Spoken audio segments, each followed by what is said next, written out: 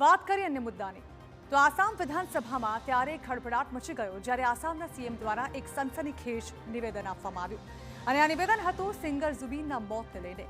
આસામના સીએમએ વિધાનસભામાં સિંગર ઝુબીનનું મોત આકસ્મિક નહીં પરંતુ હત્યા હોવાનું જણાવ્યું।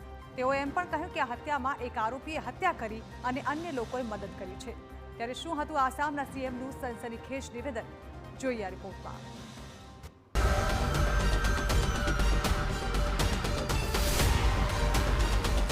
સિંગર ઝુબીનનું મર્ડર થયું હતું। આસામ સીએમએ વિધાનસભામાં કર્યો ઘટસ્ફોટ। એક આરોપીએ જીવ લીધો, બાકીનાઓએ મદદ કરી। અત્યાર સુધીમાં 7 અરેસ્ટ।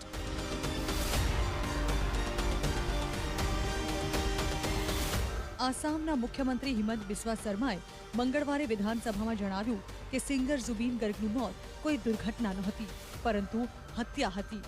બિન ઇરાદાપૂર્વક હત્યા કે ષડયંત્ર નહીં પરંતુ સ્પષ્ટપણે મર્ડર હતું। સીએમએ દાવો કર્યો છે કે એક આરોપીએ સિંગરનો જીવ લીધો, ત્યાં જ અન્ય લોકોએ હત્યામાં તેની મદદ કરી હતી।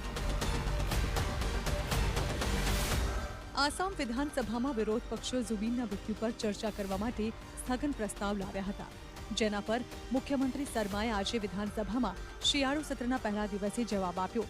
મુખ્યમંત્રીએ જણાવ્યું કે સ્ટેટ પોલીસની સીઆઈડી હેઠળ રચાયેલી એસઆઈટીએ અત્યાર સુધી આ મામલે 7 લોકોની ધરપકડ કરી છે, 252 સાક્ષીની પૂછપરછ કરી છે અને 29 વસ્તુ જપ્ત કરી છે। તેઓએ કહ્યું કે ધરપકડ કરાયેલા આરોપીઓમાંથી 4 થી 5 લોકો પર હત્યાનો કેસ દાખલ કરવામાં આવ્યો છે। નોંધનીય છે કે 52 વર્ષીય સિંગર મ્યુઝિશિયન ઝુબીનનું 19મી સપ્ટેમ્બરે સિંગાપોરમાં દરિયામાં તરતી વખતે શંકાસ્પદ સંજોગોમાં મોત થયું હતું। તેઓ નોર્થ ઇસ્ટ ઇન્ડિયા ફેસ્ટિવલમાં ભાગ લેવા ગયા હતા। તેમના મૃત્યુ વિરુદ્ધ રાજ્યભરમાં 60થી વધુ કેસ નોંધાયા હતા।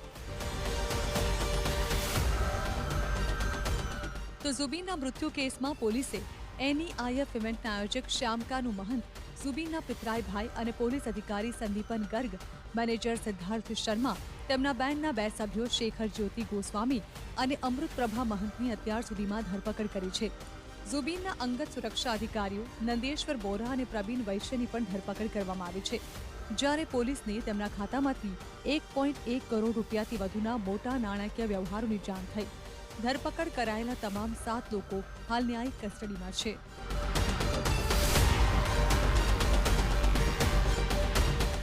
જણાવી દઈએ કે ઝુબીનનો જન્મ 18 નવેમ્બર 1972ના રોજ આસામના તિનસુકિયા જિલ્લામાં થયો હતો।